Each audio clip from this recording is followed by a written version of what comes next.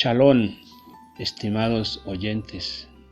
En esta hora queremos darle gracias a Papá Dios por el tiempo que nos permite estar en tu presencia. Gracias al Dios Todopoderoso, y en esta hora, en el nombre de su Hijo amado, nuestro Melech Yeshua, vamos a iniciar este tiempo de una pequeña enseñanza, de la cual nosotros en el audio pasado que damos comprometidos con explicar lo que es y lo que no es el mesianismo. Entonces, estimados oyentes de este su canal, Nunca es tarde, vamos a comenzar exponiendo primero que todo una reflexión del Salmo 92, unos versículos, el cual leemos la palabra del Señor y podemos confesar diciendo: bueno es alabar al Eterno y cantar salmos a tu nombre, oh Altísimo, anunciar por la mañana tu misericordia y tu fidelidad cada noche, en el decacordio y en el salterio, en tono suave con el arpa, por cuanto me has alegrado, oh Eterno, con tus obras. En las obras de tus manos me gozaré, me gozaré, me gozaré. Queridos oyentes, estos versículos son extraídos del Salmo 92 para protección, para expresar la bondad y la misericordia y lo bueno que es nuestro Padre Eterno. Bueno, queridos, vamos entonces a iniciar. Primero que todo, pues iniciamos exponiendo qué no es el mesianismo. Empecemos por algo negativo. A veces cuando uno mira las cosas negativas, es más consciente de las cosas positivas. Bueno, en primer lugar, no es una secta. En el sentido moderno, el mesianismo no es una secta. Sin embargo, en el siglo I, la palabra secta era una palabra buena. Si ustedes lo quieren, vamos a ver a la luz de la Escritura. Alistemos nuestras Biblias en el libro de Hechos de los Apóstoles 24:5, y ahí vamos a leer un hecho. Claro que podemos leer todo el capítulo y leer el acontecimiento que ocurrió en ese tiempo con Pablo, el apóstol llamado a los gentiles. Cómo lo catalogaban, pero también más adelante cómo se defendía, con qué sabiduría. Y en este tiempo nosotros, por militar en el mesianismo, también en algunos lugares nos han catalogado de herejes, nos han catalogado que somos una secta. Por eso leamos, mis queridos hermanos, en el libro de Hechos de los Apóstoles 24:5, cómo lo juzgaron a Pablo de esta forma, diciendo: hemos hallado que este hombre es una plaga, promotor de disensiones entre todos los judíos por todo el mundo y cabecilla de la secta de los nazareos. ¿Se dan cuenta, queridos? Originalmente dentro del judaísmo, nosotros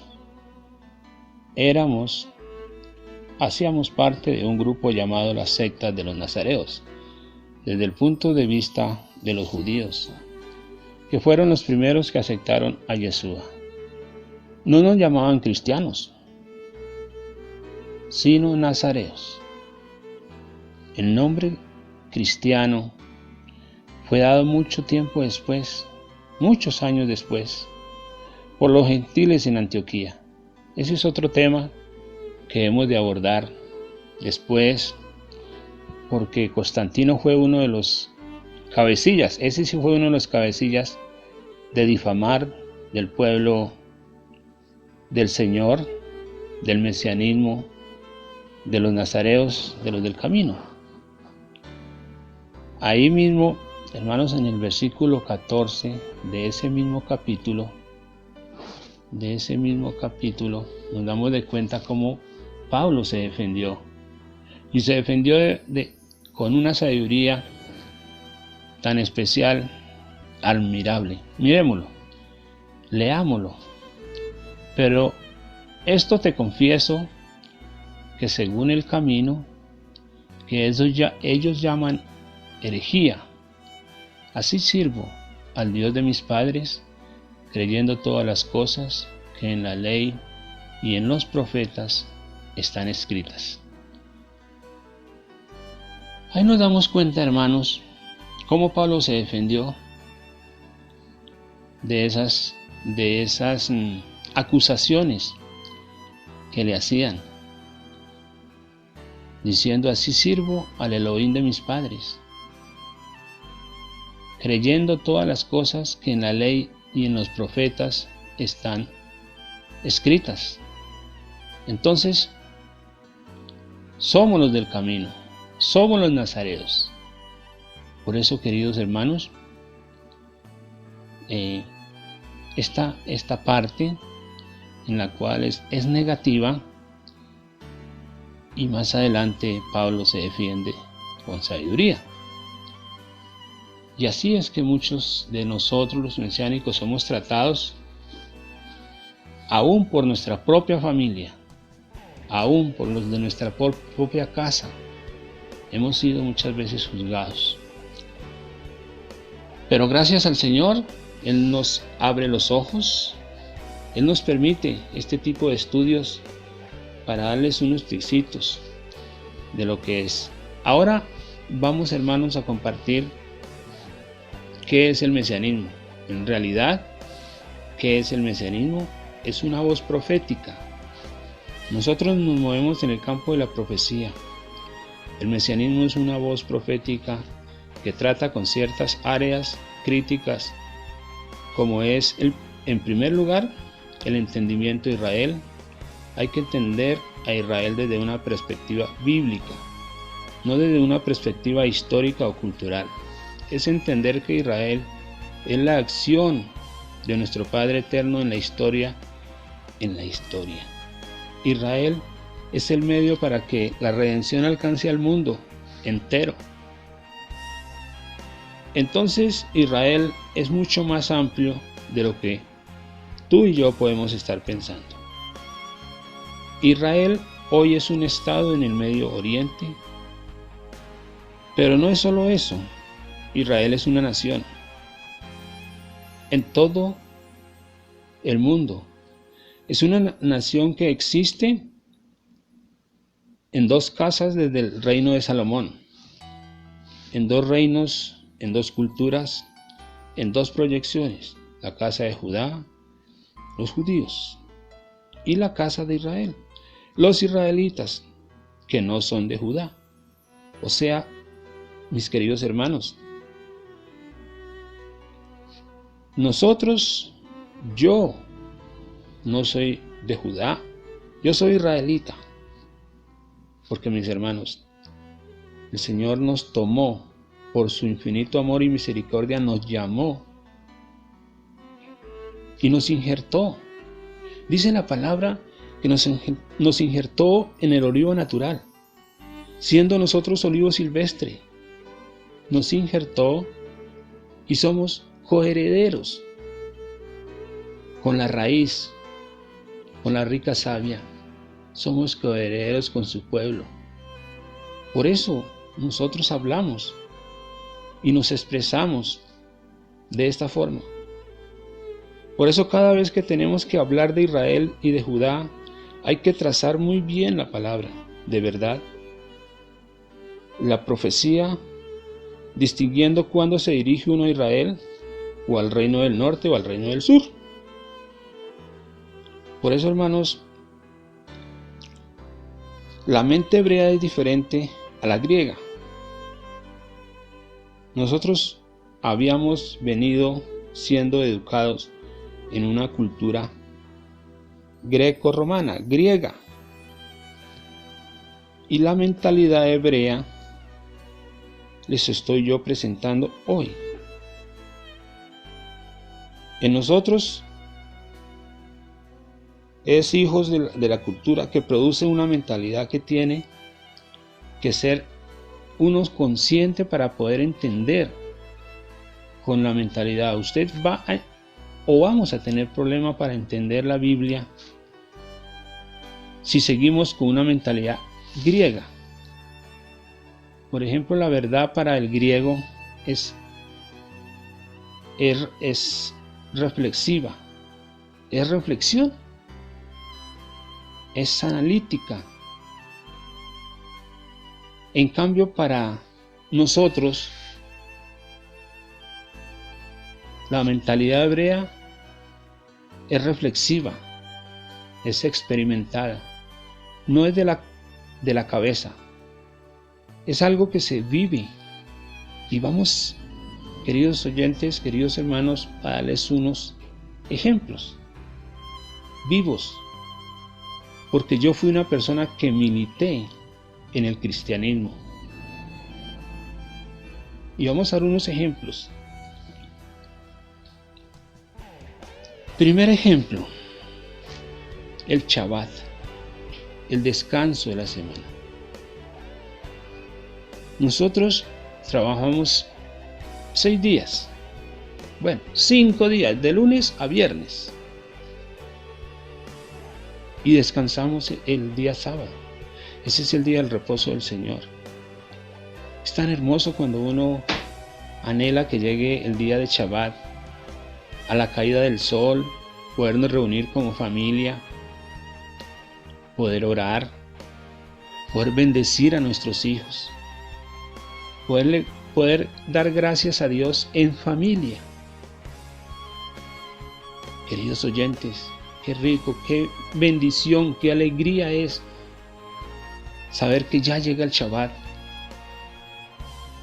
Esos días de la semana uno trabaja anhelando ese día, con bastante expectativa, con gozo.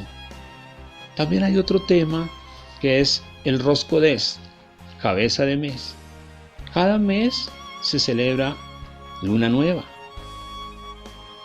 Si ustedes se dan cuenta, queridos oyentes, y se fijan un poquito en la luna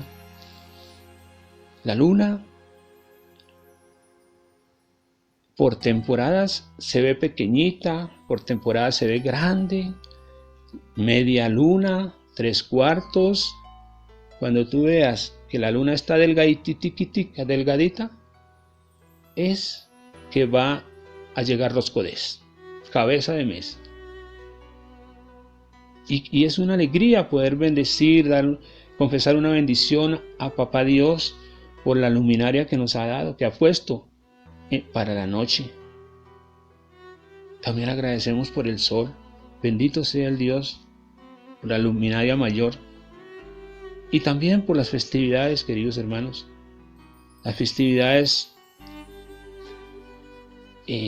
la temporada de festividades como Pesach, Shavuot, Tabernáculo, Sukkot y diversas fiestas, entre ellas ahí. Todo es una hermosura, lo vivimos, lo experimentamos en comunidad, en familia. Por eso nosotros actuamos en esa forma, con una mentalidad hebrea, mesiánica. Por eso en el principio, queridos hermanos, dice, paraos en los caminos y mirad y preguntad cuáles son las sendas antiguas y caminar por ellas. Y eso lo estamos haciendo. Bendito el Dios de los cielos. Gracias. Bueno, queridos oyentes, dando gracias a Papá Dios, pero también a ustedes por escucharnos. Dándole gracias al Dios Todopoderoso. Y con estos pequeños presentaciones de palabra, los dejo dándole gracias a Dios. Y en una próxima oportunidad, pero enseguida, mi hija también hará su presentación. Ella exalta al Señor con alabanza, con adoración.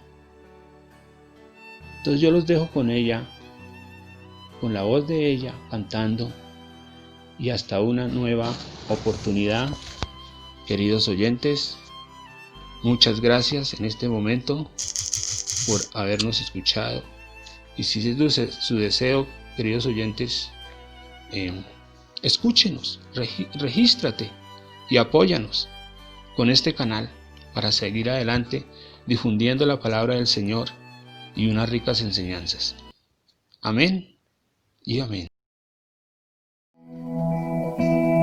La gloria